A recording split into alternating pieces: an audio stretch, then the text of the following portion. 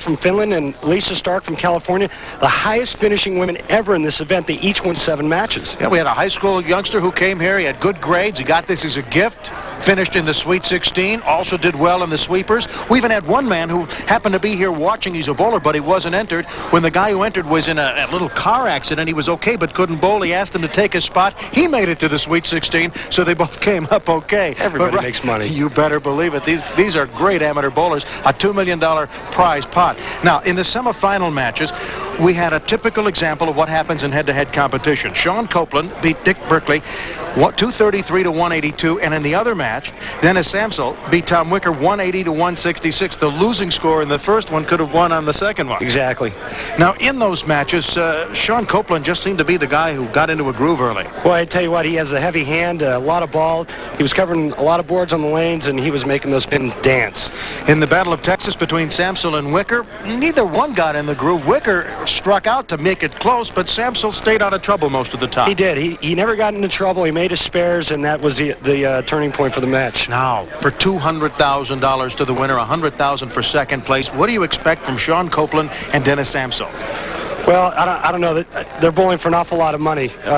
Got it. I'd like to bowl you for $100,000 or $200,000. You spot me 200 pins and we have a deal, that's for sure, Randy. But I wonder if they've gotten their nerves under control now that they've each had a semifinal match, even though they're going for this life-changing sum. Well, it's going to be hard to say. The first couple of frames of the match will probably dictate what's going to happen. We're just going to have to wait and see. All right. We've got Shawn Copeland from Oregon, Dennis Samsel from Texas in our championship match.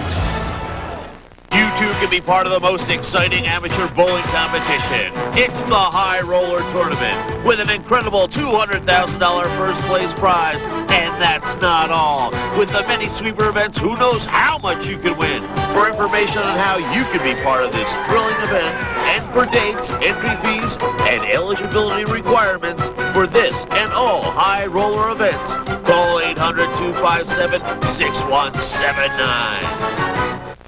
This is it. We're down to the championship match between Shawn Copeland on the left and Dennis Samsel on the right. The winner takes home $200,000 from the High Roller Tournament. And Dennis will start on the left lane. I'm kind of nervous. There's a lot of wheat.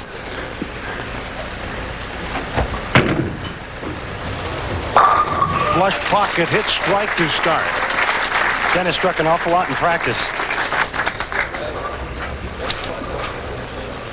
Dennis won his match in the semifinals 180 to 166 over Tom Wicker, a fellow Texan. And now Shawn Copeland, who had the highest score among the semifinalists, a 233 in his victory over Dick Berkeley, who had a 182.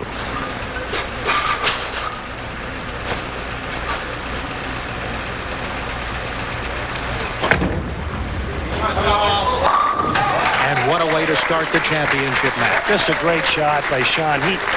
I'll tell you what, this guy, what a great game. Starts off the match with just 10 in the pit. A lot of the folks here at the showboat are visualizing what it would be to bowl for this kind of money. Many of them were in the tournament. I'd like to know what it'd be like to bowl for this kind of money.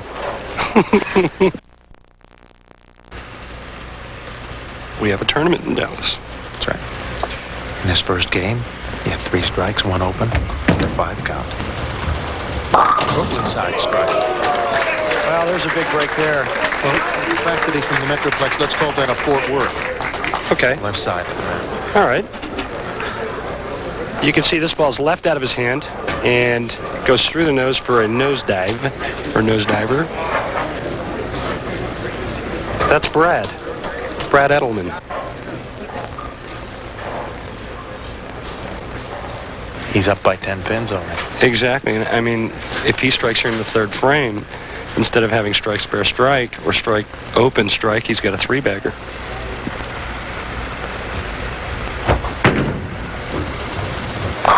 And he opens with a turkey. That was a little better shot than the last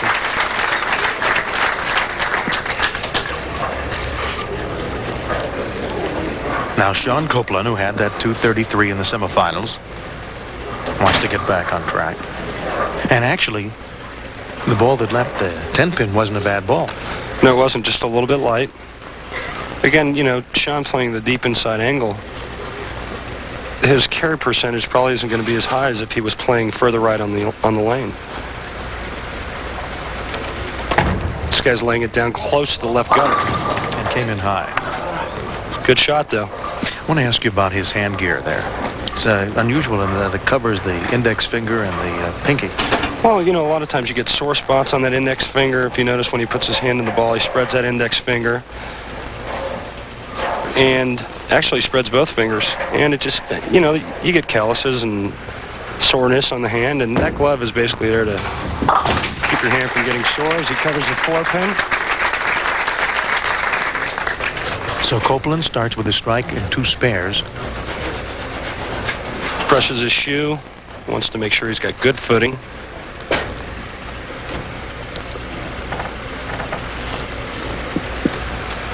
Cool customer. He's a good player. Meanwhile, Dennis Ansel just concentrating on his next shot. He started with a turkey. He knows how much this is worth.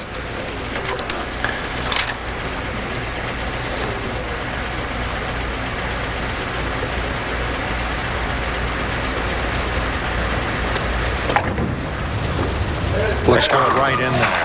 And so, the manager of the Tri-City Bowl in Oregon City gets himself a strike in the 4th frame. And we'll be right back to the High Roller Tournament. Our players getting ready to continue their championship match. That's Dennis Samsel on the left, Shawn Copeland on the right. A strike can put Samsel up by 31 pins. He started with a turkey going for a 4-bagger. I'm Steve Grad with Randy Peterson here from the Showboat. $200,000 to the winner. Lots and lots of moolah. Boy, I'd like to be one of these guys right about now. Wow. $20,000 a frame to the winner. $10,000 a frame to the runner-up.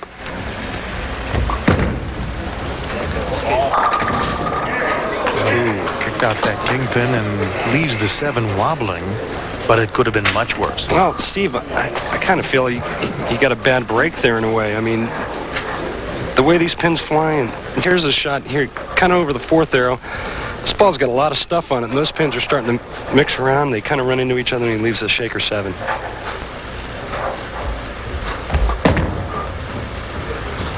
Covers it.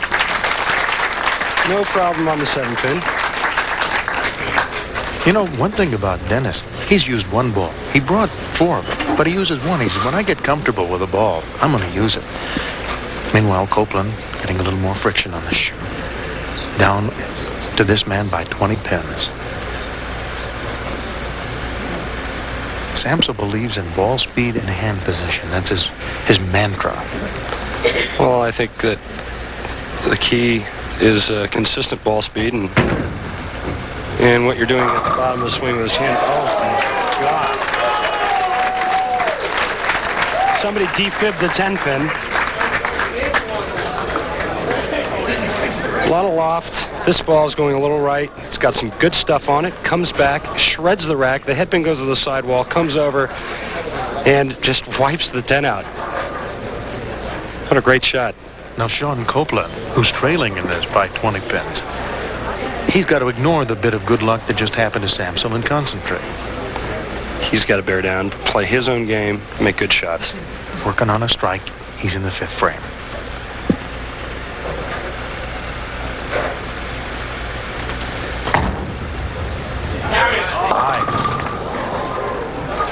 Messenger fell short.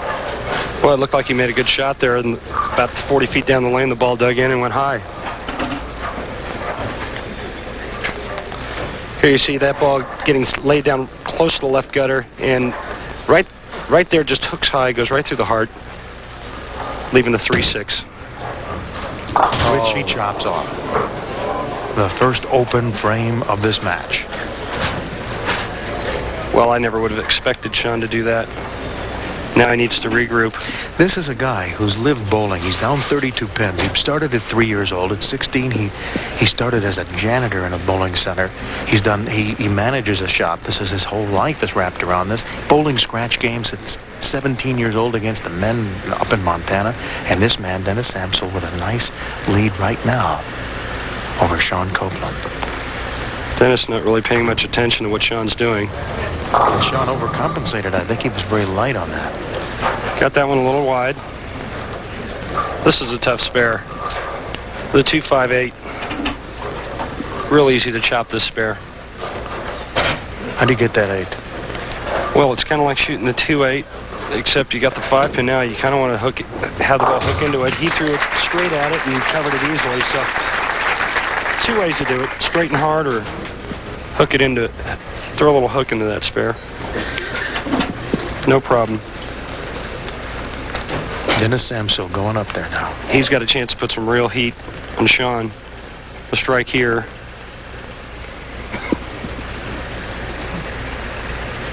Possible 42-pin lead if he hits.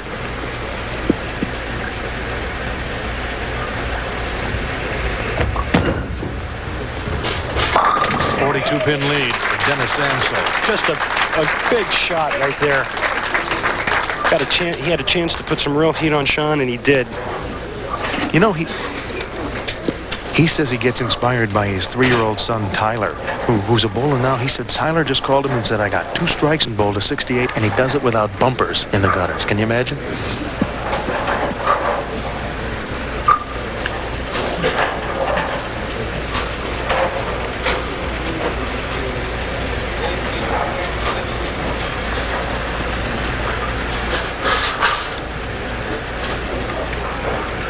Shawn Copeland with an open has fallen behind by 42 pins.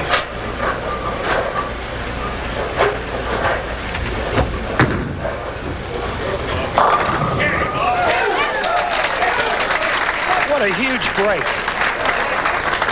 Dennis Samsel smelling blood like a shark. And we'll return for the final portion of our championship match right after this.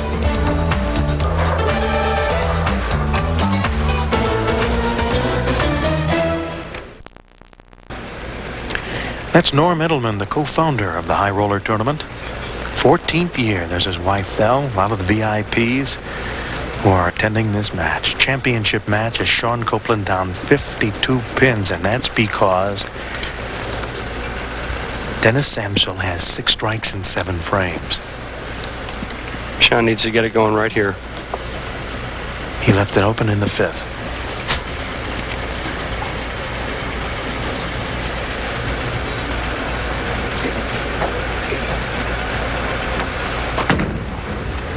It looks great. Tad Hyde hooked a little bit down there at the end. Well, I'll tell you, when it left his hand, it looked great. About 35, 40 feet down the lane, it looked good. And then all of a sudden, you see what reactive resin does.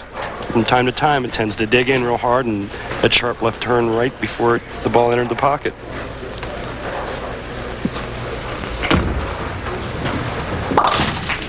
Shawn trailing by 53. Going into the 8th frame. Needs to start striking. Well, he has to.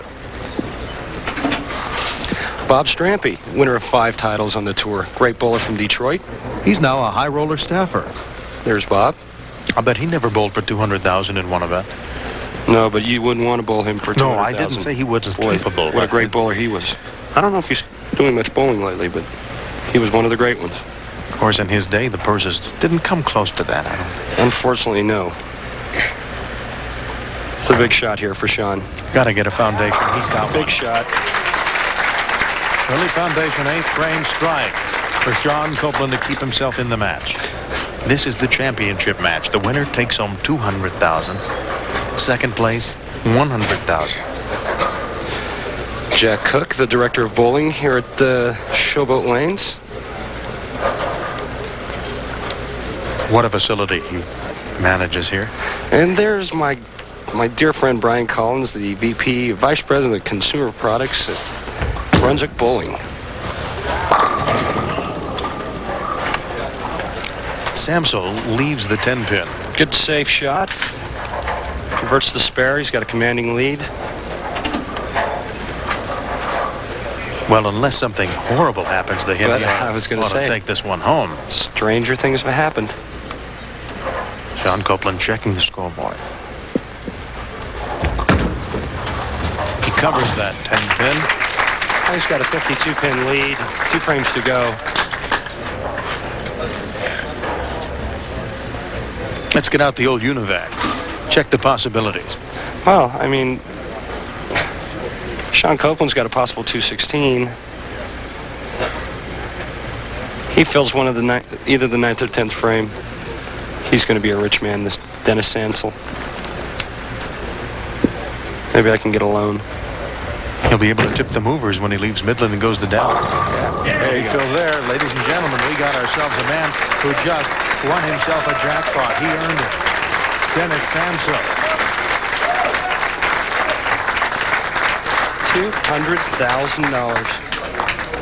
$200,000. Wow. I'll ask him for a loan later.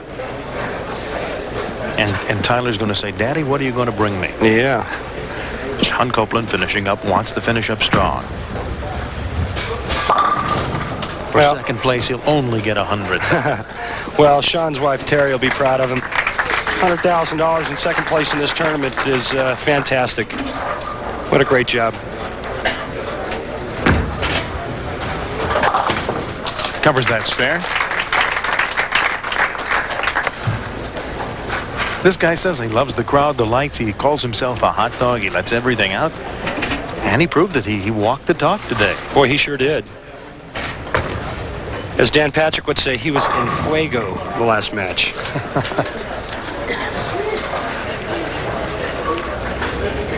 They're still proud of this man in the Pacific Northwest. Nice man. He bowled tremendous this week. Earned himself $100,000. Not too bad for a week's work. His mom, Dolores, is beaming in Montana. She's the one who helped him get started.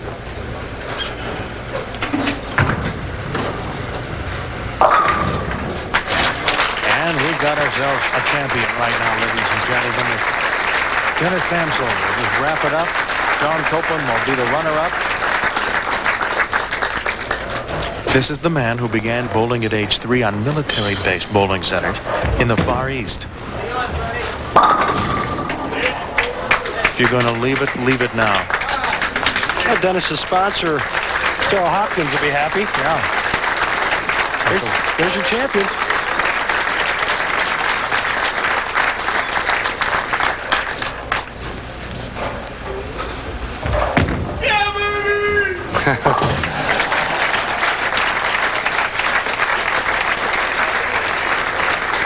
Folks, these are regular people. These are not professionals. These are people that might be your neighbors, your friends. A lot of the bowlers in this tournament. And there's a sponsor. Daryl Hopkins. He bowled in the tournament. He did. Dennis Sansel from Midland, Texas. Soon to be from Dallas, Texas. Right now, very wealthy. With his sponsor, lots of banks in the Lone Star State are going to be knocking on his door to deposit his funds. Congratulations to Dennis Sansel, the winner of the High Roller Tournament. And we'll return for the championship check presentation right after this.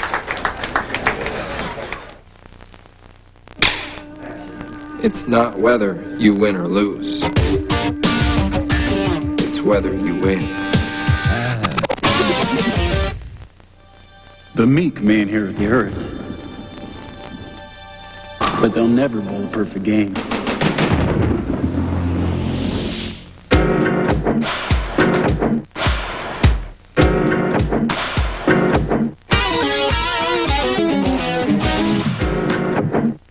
Yes, you too can be part of the most exciting amateur bowling competition. It's the High Roller Tournament with an incredible $200,000 first place prize.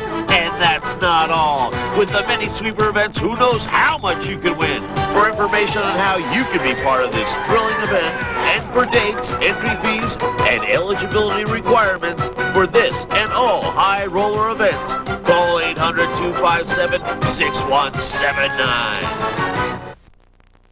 You're looking at the champion of the High Roller Tournament, the pride of West Texas, Dennis Sansel. Dennis, you were confident when you got here. You said you liked the lights, the crowds, the pressure. But did you really think you'd be walking home with the big money? Well, if I didn't think I couldn't win, I wouldn't be here, first of all. But, you know, I bowled in this type of situation before. and I was a little tentative the first time, so this time I just said, I'm going to let it rip, and I just gave it everything I got, every shot. And you felt that you were in a groove and you were going to come away with it? Well, I felt whoever hit the right lane was going to win, because the right lane seemed to be a little tougher, and then I felt I had to get out to a decent-sized lead because I had to finish on the right lane. And, you know, I felt like both matches, the right lane was definitely the tougher of the two. Well, you handled it, and right now you're going to handle a trophy. I'd like to bring in Brian Collins, the Vice President of Marketing for Brunswick, with the trophy presentation. Brian? Congratulations, Dennis. Great performance. Great performance. Thank you very much. This is unbelievable. Well, talk about unbelievable after the beautiful trophy, the check. The $200,000 check from Jack Hook, the director of the bowling center here at the Showboat. Dennis, on behalf of Showboat, High Roller, and Brunswick Corporation, I'd like to present you with this check for $200,000. Great bowling. Thank you very much. I think I'll be back, that's for sure, but... I want to know what you're going to do with this money. I'm going to buy a car from my sponsor, I think. Daryl owns a car lot. That's number one. This is it. You know, I just like to say thanks to everybody back home, especially Eddie back at Cactus Lanes. You know, we did a little something with my ball pitches, and I told him I was going to throw that ball this week, and sure enough, it worked. And by the way, Tyler called your 3.5-year-old son and said, Daddy, what are you going to bring me? I think a little trip down to the strip might be in order tonight. I haven't seen him much in the last 3.5, 4 weeks, and I tell you what, I miss him more than anything. And Tyler, this is for you, baby. Dennis Samsel, ladies and gentlemen, the winner of the High Roller Championship.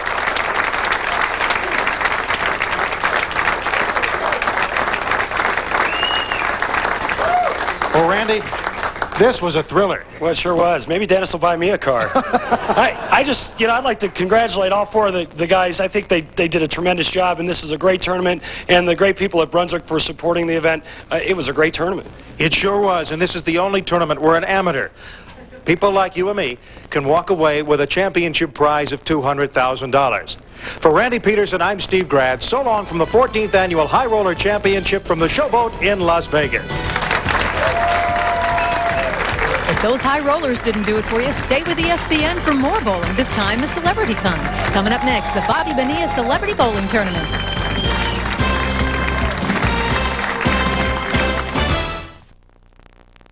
Dennis Samsel is back in Midland after winning 2 days after winning the largest amateur bowling tournament in the world. This afternoon, we had a chance to meet Dennis, $200,000 richer, but still just a good old West Texas boy.